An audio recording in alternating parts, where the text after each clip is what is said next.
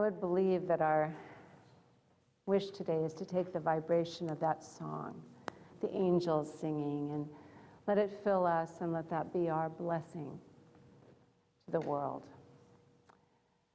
Susan, thank you for the great foundation of talking about freedom and all the freedoms we have or could have or want to have, our desires that come from within. And today, yes, freedom is our divine birthright, as Ernest Holmes says in the very first page of his Science of Mind textbook. It is our divine birthright. It is the divine plan, freedom. That's what God's Spirit, infinite intelligence wants for all of us, and we can feel it inside of us. But some of our freedoms in the physical form can be limited and restricted. That's part of our journey. So today we're talking about spiritual freedoms. Freedoms that cannot be taken away from us, ever, because they're part of us. They're part of our spiritual nature. They're what we're made of. They're in the fabric of our being. Now we can expand them or restrict them. Peace, love, beauty, joy, all of those things that we have in us that are there for us, but we need to learn how to expand them. And then, yes, we will have the freedom to do the things that we really want, to have the things that we really want in life. The greatest freedom, which Susan mentioned, is the freedom to choose. We get to choose in every moment how we're going to show up in this world, who we want to be, how we want to express ourselves to life. We can choose happiness or sadness. We can choose to feel peaceful or angry. We can choose all these things, but it's a trained process, darn it. It doesn't just happen to just be happy all the time, because that's not reality. We have to learn and practice and practice and practice.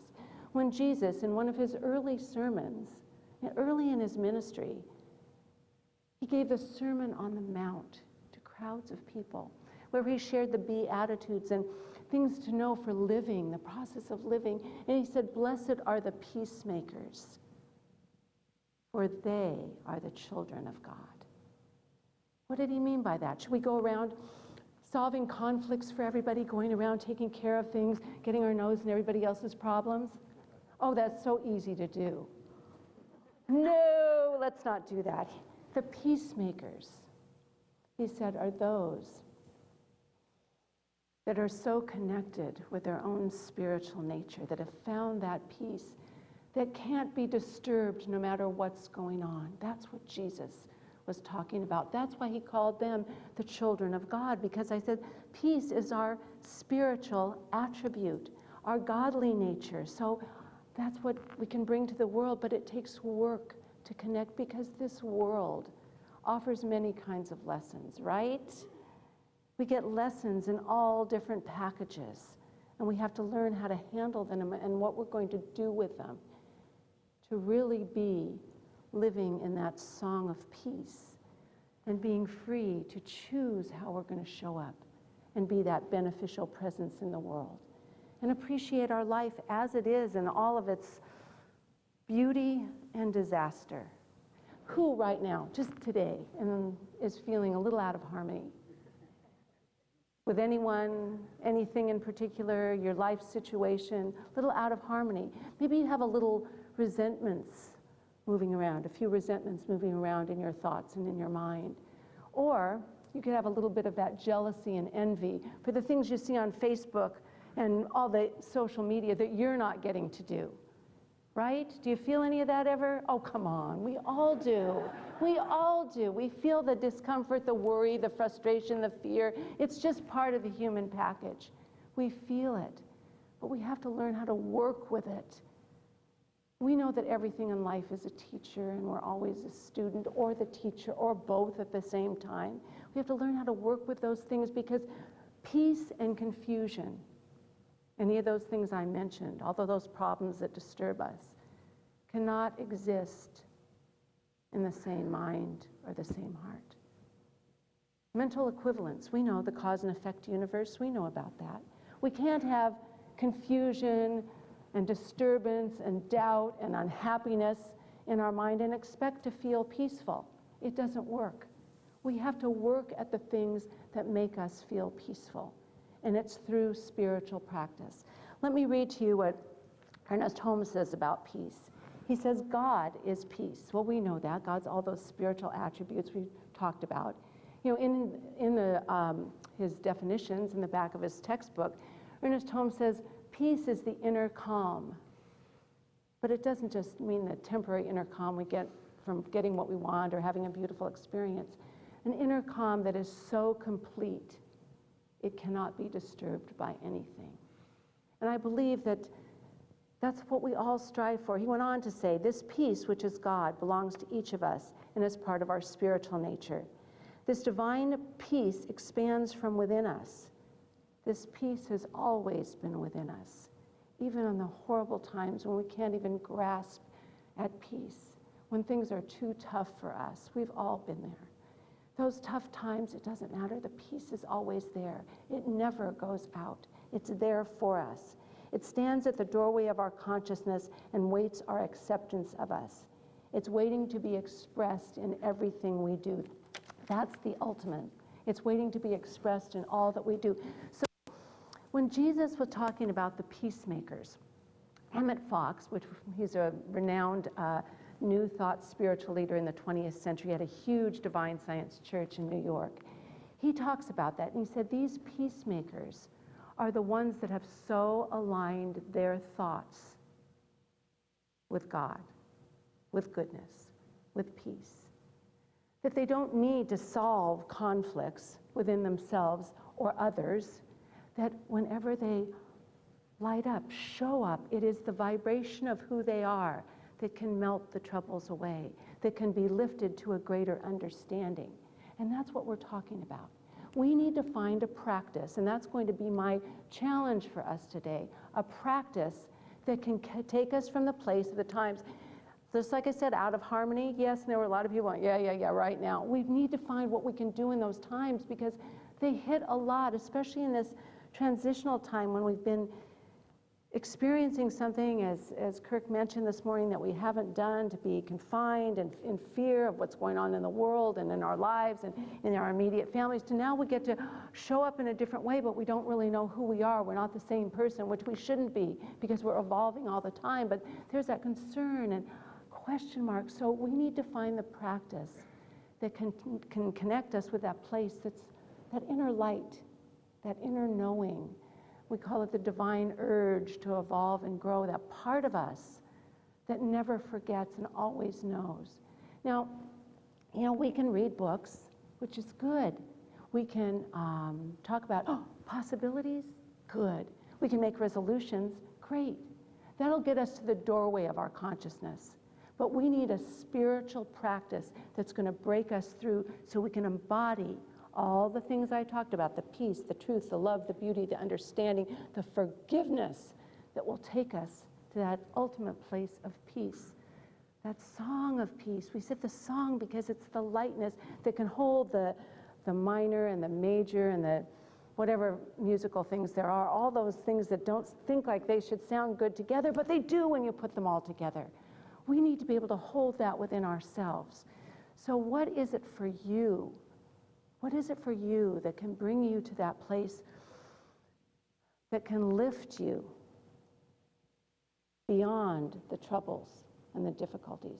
Emmett Fox says it's not about getting rid of the difficulties in our life and the disturbances and the problems.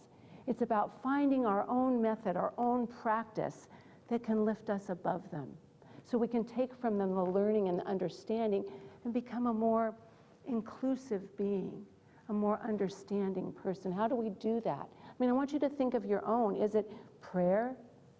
Because prayer is essential to peacemakers. Now, Ernest Holmes has a 5-step prayer that as practitioners and ministers, we use those 5-step prayers as students in our classes, because it's a perfect way, just a simple way to lead us to spirit. But it doesn't have to be. A prayer can be any time you sit with the intention to commune with spirit, that two-way conversation where you speak to spirit, spirit speaks to you. Meditation, contemplation, silence, stillness. It's going to that secret place of the Most High The first thing we need to know first is have the faith and belief that that place is there. I never understood why it's called the secret place of the Most High, and it's in us. You know, I expect to look up, but it's in us. It's that place of spirit, that knowing. You know, what gets us there? You have to find it for yourself. I know it's the holiday, but I'm asking you to work, to do the work. We have to do it because it's what we're called to do, to find that place. We want to be there, and it's tough sometimes. So this prayer is essential, this prayer that lifts us beyond the problem to the greater understanding. And it's essential for peacemakers to know. Now, in the ancient Hindu 700-verse text, the Bhagavad Gita, Krishna, God, says to Arjuna, who's a warrior, and he's going off to war. And here he says to him, we shall never arrive at peace, never arrive at peace, while we deal with a pair of opposites. Why would that be? Why couldn't we arrive at peace if we win the war? Isn't that peace? Well, peace is without the strife and struggle. Peace is that place where it's good for all, has to be good for all. And again, when we're doubtful or confused, we can pretty much guess that's not a thought of God, because that's not what Spirit wants for us. He doesn't want us to be confused and doubtful, but more to be hopeful and understanding in a place of forgiveness and peace and joy. It's for us to do. So we get that choice if we can do that. So in this practice, here's something that Ernest Holmes, again, is in the very front of his textbook. We've all read this, I think, most of us anyway. And I want you to listen for the line, and I'll read my favorite at the end. Very beginning of his book, he says, peace be unto thee, stranger. Peace be unto thee, stranger. Enter, and do not be afraid. I have left the gate open, and thou art welcome to my home. There is room in my house for all. Now let me make a little bird walking here, a little takeaway from this. Room in my house for all, I don't think just means all kinds of people and creatures, but all kinds of feelings and emotions and understanding.